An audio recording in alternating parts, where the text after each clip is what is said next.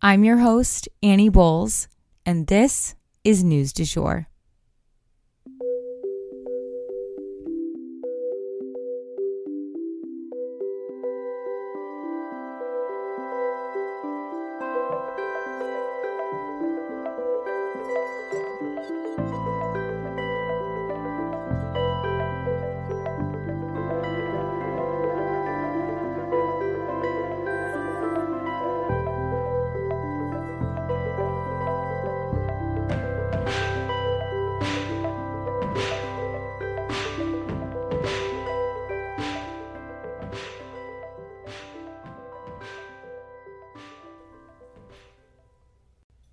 Hey, you guys, and welcome back to the News du Jour.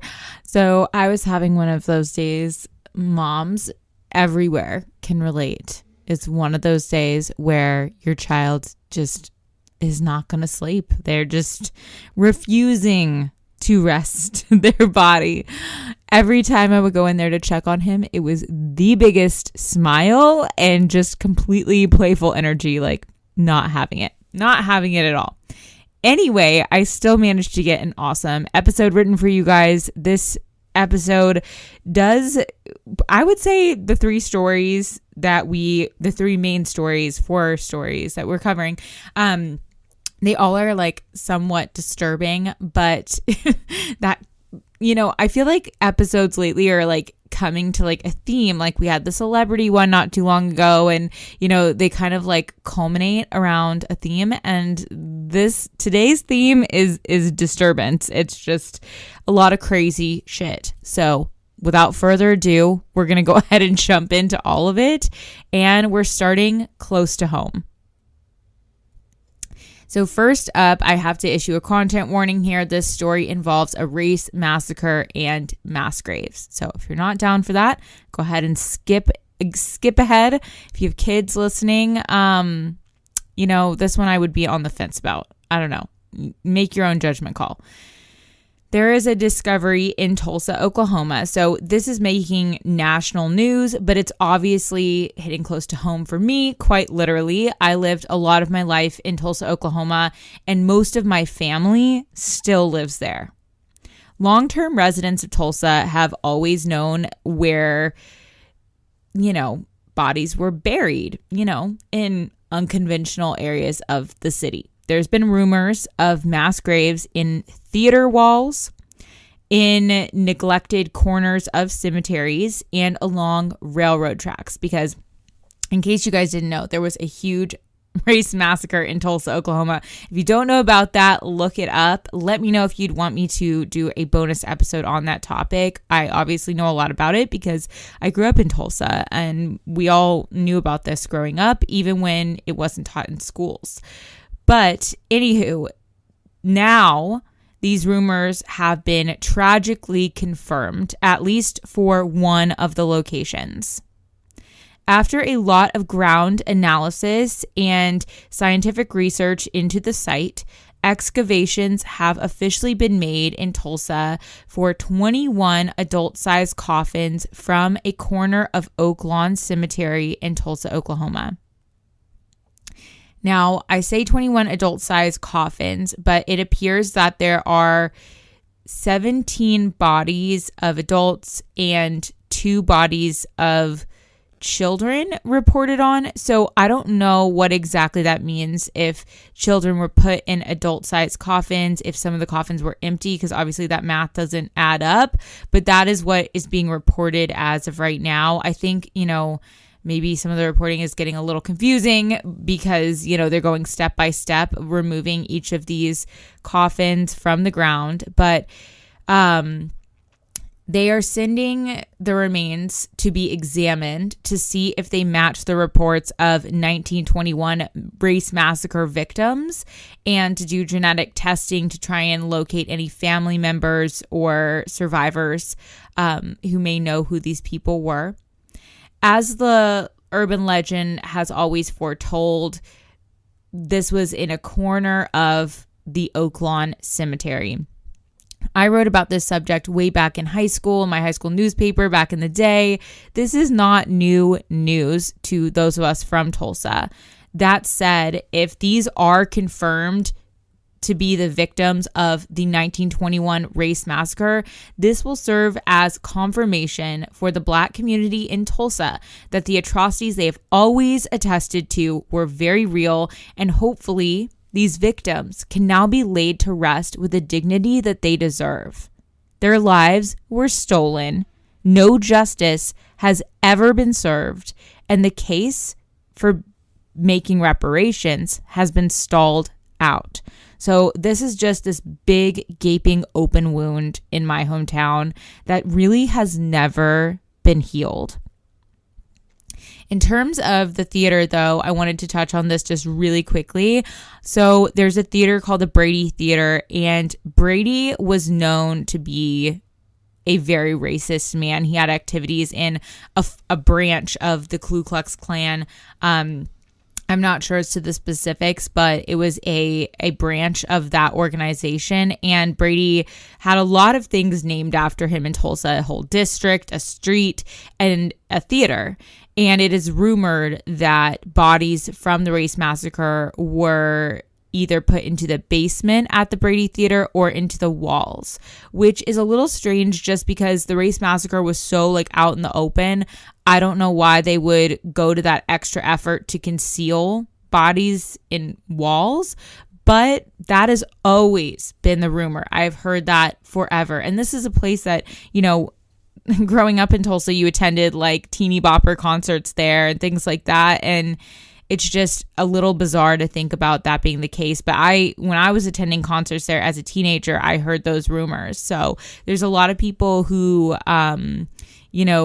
want that investigated as well. I don't know if there ever stands a chance for that to be looked into, but we'll definitely keep you guys posted as this is a super important story for those of us from Oklahoma. Next up, the Delphi murders. So if you guys are not familiar with this case, there is a podcast called Down the Hill, the Delphi murders, that will walk you through all of the details. But today, we're just going to talk about an arrest that was made. So I don't need to issue a content warning here.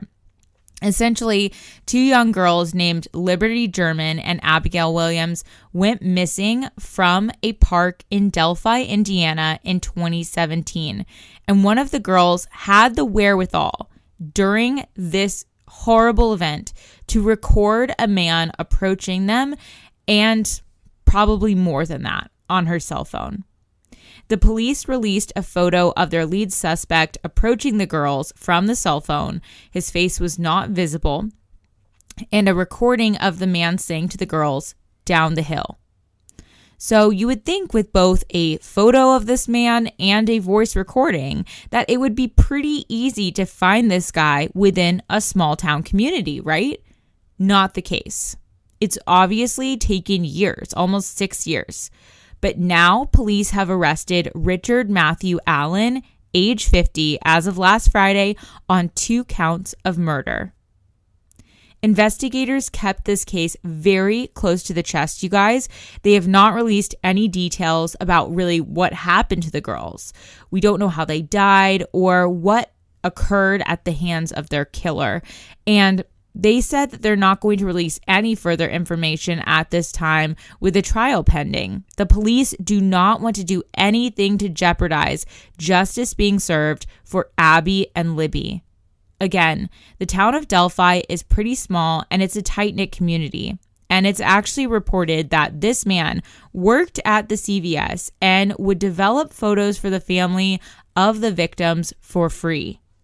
There are also pictures of this man with the sketch drawn up of the killer hanging in the background of a photo of him. Ugh, the chills down my spine. Let's hope that they caught the right guy and that these two grieving families can get some much deserved justice and closure. And next up, we are going to discuss a couple updates in the Nancy Pelosi case. Or should I say Paul Pelosi. So we have a couple updates for you guys in the Pelosi break-in situation.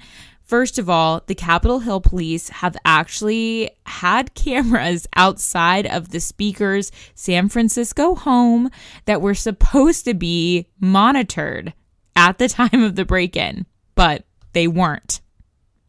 They noticed police lights on the video footage, freaked out, and rewound the tape to see the intruder breaking in. Yikes. Someone is probably losing their job over that.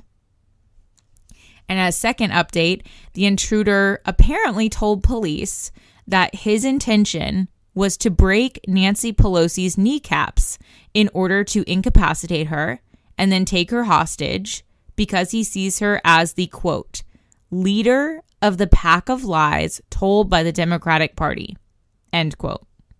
So I guess we have our motive now. All of this was detailed in a federal complaint against the assailant, David DePape, age 42, who has now been charged with attempting to kidnap a federal official and assaulting a relative of a federal official, which are federal crimes. And that's just in addition to all the state level crimes that he was charged with. If you want to hear more about what happened and all of the details of this, we covered it a few episodes ago. So just scroll through our feed until you see it.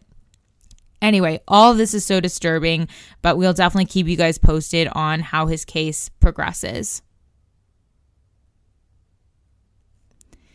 And lastly for today, we have yet another pretty chilling and disturbing update for you guys. It's just one of those days. Halloween. I guess spooky season is extending itself a little bit here.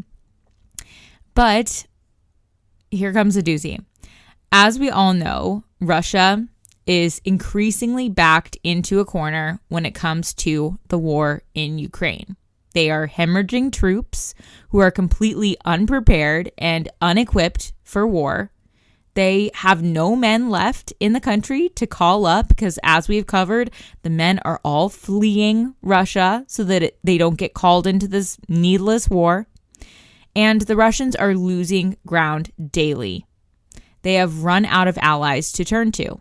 Like I said, they're in a corner, which leads us to a very scary realization. What options do they really have left?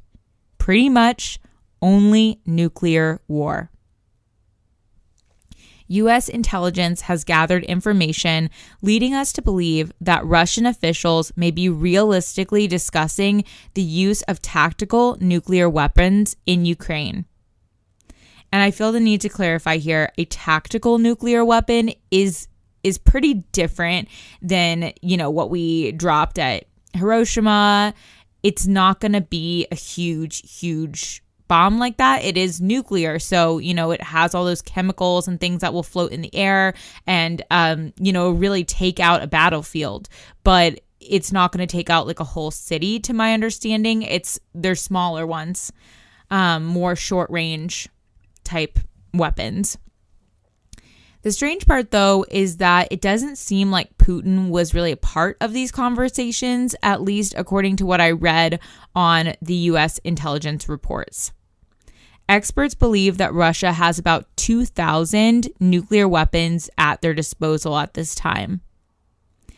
This would truly be an act of desperation on their part if it were to happen, but the devastating effects on the people of Ukraine and their country are impossible to measure if they were to use something like this.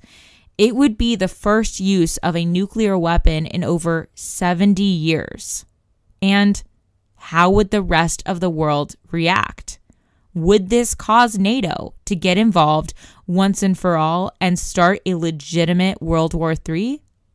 It's a terrifying prospect, but one that is getting more and more real every day. And that is the news du jour.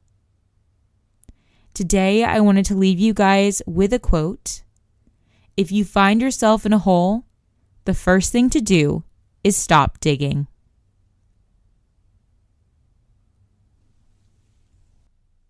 If you enjoyed this episode, please consider becoming a patron of our podcast. For $7.99 a month, you can unlock tons of perks like breaking news text messages so that you're never out of the loop. Tons of bonus episodes are already up there ready for you to binge, and a discussion board full of networking opportunities and much more. Go to www.patreon.com/sugarfree media today to become a patron. This is the best way to support our show. Our patrons make News du Jour possible. But a couple other ways to support our podcast are rate and review on whatever podcast platform you use to listen, share on your social media, you have influence, tell your friends, family, and colleagues that you love News du Jour and why you listen.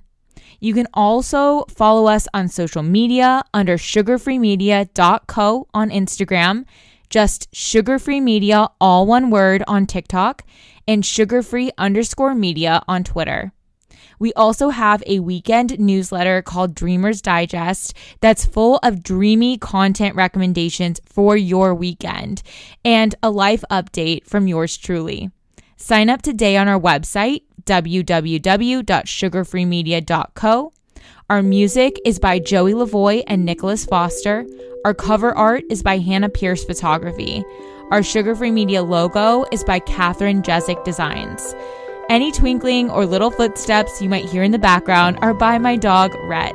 He's a rescue pup and always records with me. We appreciate you listening and look forward to telling you about the news again next time on News du Jour.